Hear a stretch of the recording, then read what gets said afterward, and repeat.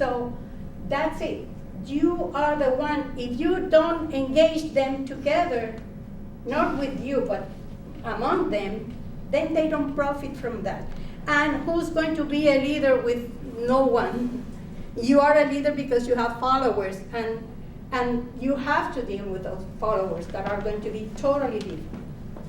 So that's my approach. Okay, for this presentation, and actually we didn't put the interactional diversity approach because our students do not interact out of the classroom.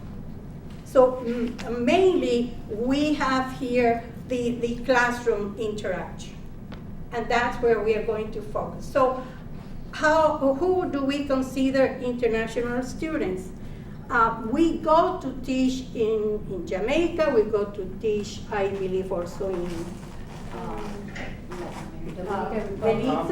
In Belize, in Dominican Republic. No, but those are in Spanish, they are Hispanic teachers, so it's more. Belize, so it's Bahama, Belize, Jamaica, and not anymore, No, I believe. anymore. Well, master probably, but not doctoral students. And then we go to Asia. So the three core classes now, trends, methods of inquiry, and leadership, we go there to teach. But after that, and they are in their own environment, even though the ones in Asia, Danaja students are from all over because they can be Americans. I had a student from New Zealand, Australia, China, Canada. So they are not all of them Americans, but they are in the same environment in the way or context because they are all international students. So they teach for teachers. They teach for international schools. So their life is the same. And they are all in Asia. So what affects one country is similar, so they are not so out of context regarding themselves. But after we finish those three classes, they enroll in online classes. And that's when the context and the geographical thing comes to play. For example, one student is from Asia is in one class, and then the Illuminate session is here at 8 p.m. Florida time. It affects students from California, but it's only 2 hours. So what can we do to solve that? Okay, if we have 4 Illuminate sessions, let's do that. Let's do 2 at least or 3, which is more convenient for the student who is in Asia. Because it's not the same to tell them, just listen to the recording, because there's no participation. Okay? Something else that we were going to, stop me if I'm getting too far. Something that we can do also is, and I don't know how to do it, I have to tell you. If we know that we are going to have a student from Singapore in a class, I will let the faculty know, because we don't know. We know when they post the biography, and that's late. That's a week after and then if we let the faculty know and send the faculty something about the country, and I mean, we have to create that environment of the student not feeling that I'm a zero here, I'm nothing just because I'm far away. Another issue that we encounter is the thing with the books. Usually it takes like 2 months sometimes to get the books, especially with China. That it's a lot of problems with customs and everything. So usually the students try to contact the professor like as soon as they register for classes, with the future professors, so they notify them, hi, I'm a student in Shanghai, and I need to know which books we need to get in time. But sometimes the professor don't even know which books are going to be there, because the books over here in well, for the libraries, they're not available yet.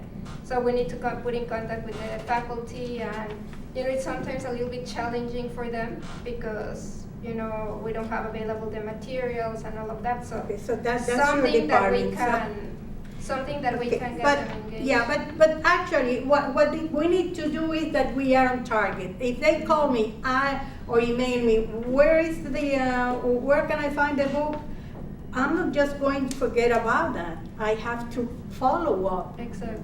Okay, let me find out, and even if I have no response, I have to tell the student, I'm trying to get you an answer, and if I have to bring it with me, and the manager knows that, I bring it with you. Sometimes I have scanned the first two chapters of the book and email it to them. I don't care. I mean, what are they going to? I'm not making money out of that. I'm helping my students.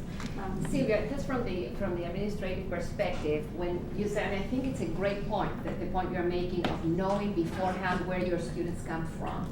And I think that would be something that could be done from the enrollment counselor perspective in relation with the main campus, the systems administration, because we can actually have the CRN of the courses and run a report based on the address that the student is declaring in their application. So then we can see where they come from, and then we will be able to identify if there are international students in that cohort. The enrollment counselor or whoever is coordinating the program can inform the professor. So that's kind of a technical issue. No, but it has to be a campaign. Yeah. Everybody working together. During the pie ceremony, a student, the sister of a student approached me and she says, do you think that my sister could wear our typical clothes? And at that moment I learned that she was from Malaysia. And I couldn't do anything. I said, yeah, okay. And I thought that everybody knew that. No one acknowledged her. No one. So manager was here, and I says, we have to send her a letter. Then it was graduation 2 hours later, and when Hanbury mentioned all the countries, her country was not mentioned. I was crying because at that time I said, well, maybe it's my fault, but how I was going to know that Malaysia? Well, the next time I don't know if I'm going to look ridiculous, but I'm going to try to send a message, because I'm positive that she felt very bad after the whole thing. What would you suggest to remedy situations like that? A report. We have to work together. We are too isolated, and if we know that we have students from this area, one people should know where is she going to enroll this year. So it's not that difficult. Well, I have to follow this student until she graduates, and I'm going to see where she's going, what is she going to take this term, who's going to be the instructor, and I'm going to tell the instructor brief about the history of this student. I don't know. It would be a lovely job, and it's going to be very profitable, because that student is going to go back to their country and says, I was treated like a queen all the time that I was in Fishman. No, I was. I'm thinking, for Malaysia and for the islands, there's Banja there's here for the islands, so they're almost very much taken care of for the most part. But there are international students who are not in cohorts. So I'm thinking that that attain graduation from different islands, from different countries, and the degree conferral list is a very easy report to run. And the location, the origin, their address is also something that's easy to add to the report. Instead of asking or expecting faculty or to track students, it will not happen. But since the report for what is added to the actual program is a report that is sent, from that list they could generate the different countries and report that to whoever is announcing at graduation, so that they wouldn't have an exclusion. Because as you say, we could go through the entire entire program and not know who's from where. In So addition, I see two different things. in addition, yes, I see it as that being a fix for, to be certain at that time. So they, from the address that they give is what we would use. In addition, while we work to have all people involved in working with the students from different time zones, from different everything, to have the students somehow, I'm not sure how, at the trends and issues component, for us to have a report that's to let them know that they're part of a program that's worldwide. Because whereas we could address the Malaysian group for them being 12 hours or 11 hours behind, there's somebody 5 hours, 4 hours, 1 hour, 3 hours. So to advise them ahead of time that for live sessions, you may be having classes at 8 p.m., which may conflict with times in your country.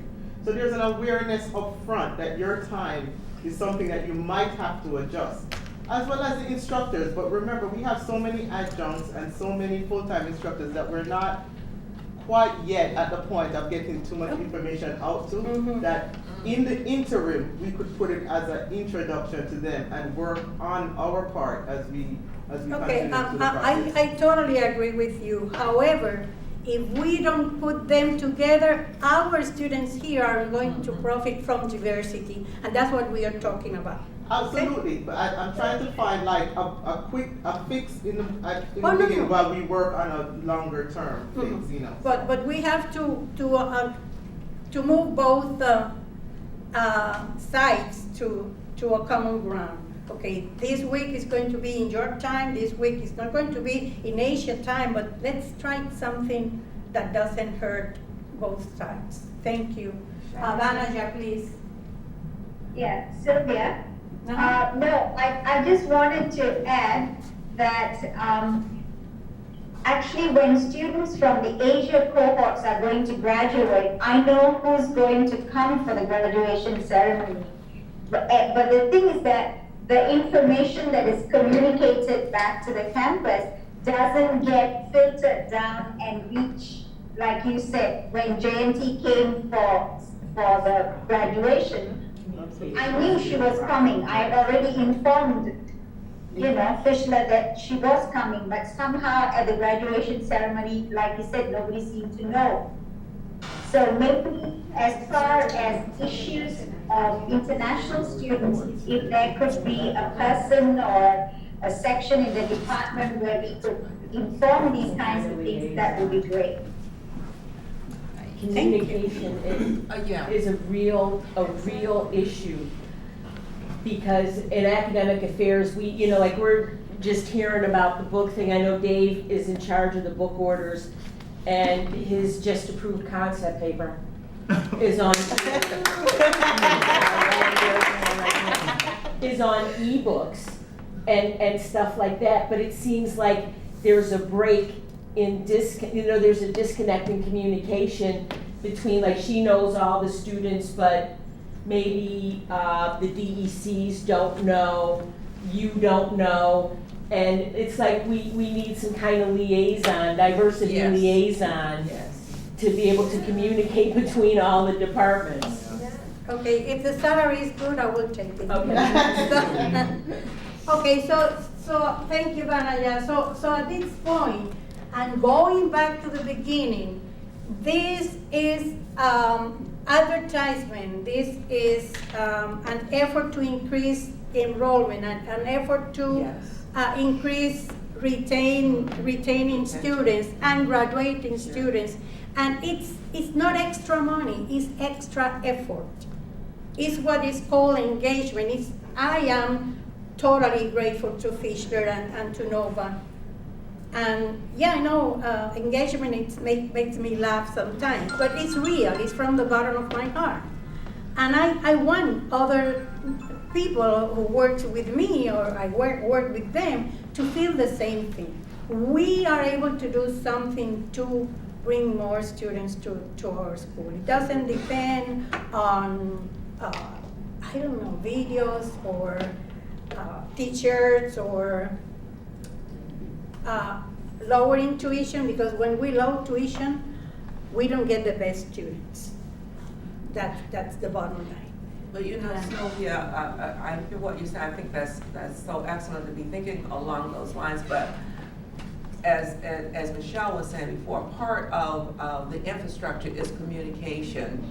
And also part of the infrastructure is to have someone who's recognized to be empowered with certain duties and responsibilities. And it sounds to me like we don't have that person here at Fischler that I would think when you look at the overall structure of NSU, we have an international office. Person sitting right here in Alejandro. We have that office, but then I get to wondering how is the information getting to your office? If you're sort of overseeing it for NSU, you're overseeing this area for NSU, who's reporting out to you from Fischler? You know, what concerns we have, what challenges we have, what's coming up. Here's our list, make sure you get it to the president and so on and so forth. Is there something missing in there? And if so, what do we need to do about it? Maybe we can make some suggestions today.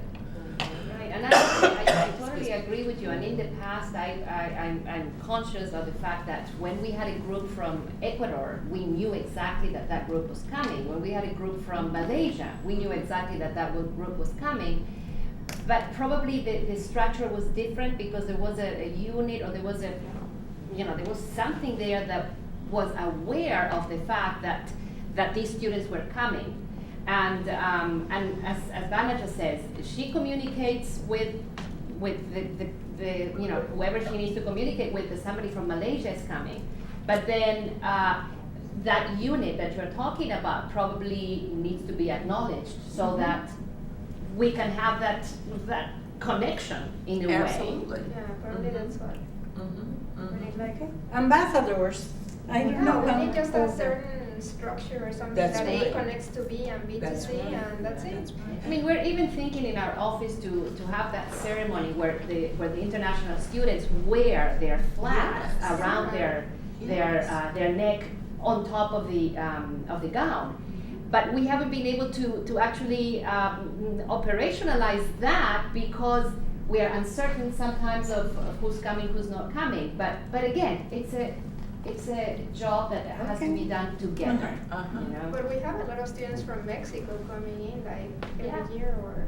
Yeah, and we know about them. And I'm curious about something. Are we actually referring here with the FSC virtual international students to the students that are today in Colombia, Mexico? No, because they No, never because get they- together with our cohorts here. They Because we keep, go there. Okay, We just go okay. so there. Okay. that was, is that clear? We're talking about students that we visit their geographical areas for 3 classes, but after that, they join our cohorts. Okay. So it could be a Texas cohort with 1 student from Malaysia or Singapore. Right, because of the or- model Yeah. that we have. And So- there- No, because they speak English. The other ones cannot No. get together because they don't speak English. I understand, So but it's- how would we classify those students based on the other categories? Oh, they are the ones that receive education from an international University in their own, okay. So, but they, when we see the 3 different categories of diversity, they don't belong in any of them. Because structural, no, they are all in the same country. Interactional, they are in the same country. So what is the meaning of the interactional? They are, for example, Jamaicans coming here just to study, and then they have to get into the culture of America. So that's the outside the classroom interaction. That is not happening in any of those. We have the classroom interaction. And that's why we are focusing most of our emphasis in that one. Sylvia, you have a hand. Oh, I'm sorry. If you have time for a question, yeah. What I'm wondering about is when you have students from so many different countries, I'm guessing that their thought patterns are likely to be varied as well, based on the cultures that they grow up in. And I'm wondering if there are differences in thinking patterns that you might need to deal with, and perhaps differences in, if the courses are all in English, if there are some differences in language proficiency or accented English, or cognitive patterns related to how they're using their language that you also have to consider when you're teaching. Well, if we are talking. I know I've asked 6 questions there. No, but I understand. For Nova, most of our students, and actually I had one student in Malaysia now that she dropped because she was from China and she was not confident in her English fluency. And we promised, the whole class promised to help her, but she decided to quit. But that's unusual because most of our officials, international students, they are proficient in English. Sure. Well, I guess the other part of that was just thinking that if somebody's native language is, say, Mandarin or maybe Japanese, the way that they are used to thinking may be a little bit different based on the grammatical structure of their language too. Totally different. They So are. can I add something? Sure. Hello. So they can add something? Please. Yes? Yeah. Okay, no, just your question, you're actually stealing the thunder from one of our latest slides on diversity, but thank you for bringing it up because that's really one of the core issues with diversity. And if faculty and dissertation committee are aware of these differences, that we offer our programs worldwide, and hence we will have students from different cultures for whom English is either a second or a third language. And many times, unfortunately, there are faculty who feel that a lack of proficiency in English is equated to a lack of ability. So that's the sad part, and I think that's one of the issues that are serious and important enough to be emphasized to all faculty actually and to all chairs, that because we have such a diverse population in our graduate programs, especially our doctoral program, that it's so important to allow for and to accept the different kinds of, like you said, different thinking skills, different language abilities as far as English is concerned, as well as different backgrounds and the kind of way they approach a problem. And that reminds me of some personal experience. Those of you who met me 14 years ago know how hard I have worked with my English. You know, because he was one of my first co-workers when I started in the speech program. So, and they helped me with my pronunciation and everything. When I decided to go to the master program, I was double the age of all my class colleagues. And it was very hard the first term, but when they knew that when they realized that I had organizational skills, that I was totally engaged with my classes, everyone was working with me. Michelle has worked with my English so hard that I love her. She's like my sister, my younger sister. But I did it, and I was able to, and I can write now, and I'm very proud of myself. Allow me to say that. What she reminded me is that sometimes when I tell a doctoral student, American-born, this is not a correct sentence, they look at me, oh, what is this Cuban old lady trying to tell me that I don't, and that has happened. They don't say that way, but they say, you're telling me that I don't know how to write English? Well, I said, well, maybe you are, I tell them, maybe you are a very good social writer, but you are perhaps inherited the same bad structure that you were told or you were taught when you were young, but you have to change that. if you're going to have a doctoral degree, you need to know how to write a report. You need to know how to, project yourself anywhere you go. It's not only the title, it's yourself in every action of your life from the minute that you are doctoral. And Sylvia, I think that begs another issue because, I'm a dissertation advisor and chair and member. And sometimes I get students who are sort of writing sort of in between their language and English and what have you. And I've asked when we've had our ARC sessions in Orlando and whatever, when the opportunity arrived, what is the position on ARC in terms of what this is supposed to look like? I mean, are some people accepting, and saying, oh, well, yes, we have to make allowances because this person is Malaysian, and so we have to understand it that way?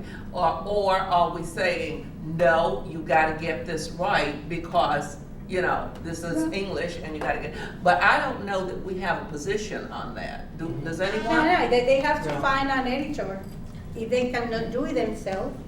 We try to help them to the best of our abilities, but sometimes we have to tell them, yeah, you have to pay an editor, that's it. Even for native English speakers, written language is a lot different than spoken language. And I have a few students whose native language is English, but I jokingly say sometimes that they have no native written language. Okay, so I tell the students all the time, almost the first Trends and Issues class, okay, you don't write the way you talk. That's something which they have to keep in mind. Or the way you text. No. So you don't write the way you talk. So that is good for a first draft. And I tell them, I admit rewrites, but this is a first draft because you're writing the way you talk. And I cannot approve of this. And the other thing that I say to them the first class, APA is like your mother-in-law. You have to deal with her. You cannot kill her, you cannot burn her, you have to deal with her. So it's better to get along and at least manage 10, 15 more important things and then forget about it. So yes, Michelle.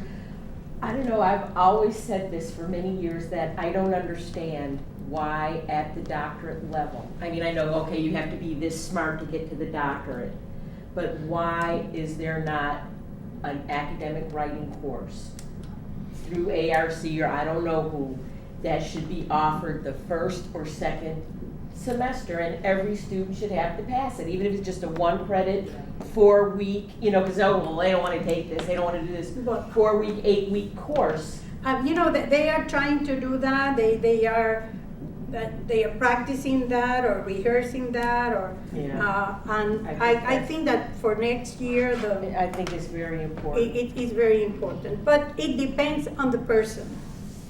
Bottom line. Sure. It depends on your determination, your proud to be something. Yes. Let me ask a quick question. I'm not an academic writer, okay, so please understand that right off the bat. But I've written all my life, and rarely, other than emails, have I offered a written anything that I haven't shared with someone else to let them look at it and give an opinion on it. Sure. Do we do that with our students? Do we encourage them to share among themselves before submitting to the faculty member? Yeah. And then they say, but that's plagiarism. No, you're working together. And when you teach your colleague, you're learning more.